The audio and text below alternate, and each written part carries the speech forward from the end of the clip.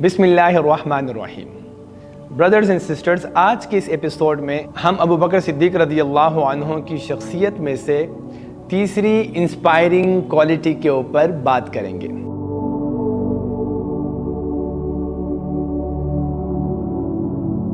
سیدنا ابو بکر صدیق رضی اللہ عنہ کی ایک کوالٹی جنراسٹی بھی تھی۔ آپ بہت زیادہ اللہ کے راستے میں مال خرچ کرنے والے تھے۔ یہی وجہ ہے کہ نبی صلی اللہ علیہ وسلم نے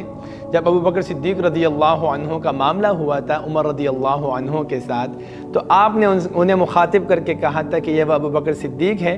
کہ جب تم سب اسلام کو قبول کرنے کے لیے ہیزیٹیٹ کر رہے تھے تو اس شخص نے میری تصدیق کی اور اپنی جان اور اپنے مال کے ساتھ مجھے سپورٹ کرتا رہا۔ تو ابو بکر صدیق رضی اللہ عنہ مکہ میں بھی، کیونکہ بزنس مین تھے، مکہ میں جتنے بھی مظلوم مسلمان تھے، جو غلام تھے، جو سلیوز تھے، جن کے اوپر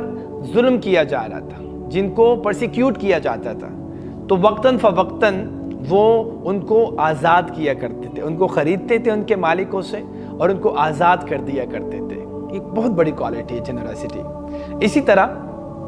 ہمیں سیرہ کا جب ہم مطالعہ کرتے ہیں تو کئی اس طرح کے واقعات سامنے آتے ہیں کہ جب حیران ہو جاتے ہیں۔ ابو بکر صدیق رضی اللہ عنہ کی جو اپروچ تھی یا ان کا جو پرسپیکٹیو تھا، یا دنیا کو دیکھنے کا جو نظریہ تھا، یا اپنے مال کو خرچ کرنے کا جو ان کا ایک اسٹریٹجی تھی کہ کس طریقے سے اپنا مال کس کوز کے لیے خرچ کریں گے۔ مثال کے طور پر سب سے مشہور واقعہ جنگ تبوک کا، کہ جب عمر رضی اللہ عنہ انہوں نے سوچا کہ یہ پہلی مرتبہ ایسا ہونے جا رہا ہے کہ میں ابو بکر صدیق رضی اللہ عنہ سے سبقت لے کے جاؤں گا، میں ان سے جیت جاؤں گا، میں ان کو کمپیٹ کروں گا، میں ان سے نمبر لے لوں گا آگے، کہ میں اپنے گھر کا آدھا مال لے کر آ رہا ہوں نبی صلی اللہ علیہ وسلم کو دینے کے لیے، جنگ تبوک کی تیاری کے لیے۔ لیکن کیا ہوتا ہے کہ ابو بکر صدیق رضی اللہ عنہ اپنے گھر کا پورا مال لے کر آتے ہیں، پورا مال لے کر آتے ہیں۔ تو عمر رضی اللہ عنہ جب دیکھتے ہیں کہ یہ تو اپنے گھر کا پورا مال لے کر آئے، تو اس وقت وہ کہتے ہیں کہ ابو بکر صدیق رضی اللہ عنہ سے کوئی نہیں جیت سکتا، کوئی نہیں جیت سکتا۔ اس لیے حسن بصری رحمہ اللہ اپنے لوگوں کو مخاطب کر کے کہا کرتے تھے کہ ما فضل ابی بکر علینا بکثرت صلاتہ ولا صیامہ ولکن بشیء قد وقر فی صدرہ، کہ ابو بکر صدیق رضی اللہ عنہ کی جو فضیلت ہے وہ اس بات سے نہیں ہے کہ وہ تم سے زیادہ نمازیں پڑھتے تھے یا تم سے زیادہ نفلی روزے رکھتے تھے، بات یہ ہے کہ ان کا دل بہت صاف تھا، ان کا تقوی بہت ہائی فائی تھا۔ تو اللہ عز و جل فرماتے ہیں فَأَمَّا مَنْ أَعْطَى وَاتَّقَى وَصَدَّقَ بِالْحُسْنَى، وہ شخص کہ جو اللہ کے راستے میں خرچ کرے اور اللہ سے ڈر جائے، اللہ کا تقوی اختیار کرے اور نیکی کی تصدیق کرے۔ پھر آگے فرمایا اس سورت کا جو آخری حصہ ہے وَمَا لِأَحَدٍ عِنْدَهُ مِن نِعْمَةٍ تُجْزَى، یہ جو مال خرچ کرنے والا شخص ہے یہ کسی کا بدلہ اتارنے کے لیے مال خرچ نہیں کر رہا، إِلَّا ابْتِغَاءَ وَجْهِ رَبِّهِ الْأَعْلَى، وہ اپنے رب کو راضی کرنا چاہتا ہے، وَلَسَوْفَ يَرْضَى، اللہ ان قریب راضی ہو جائے گا۔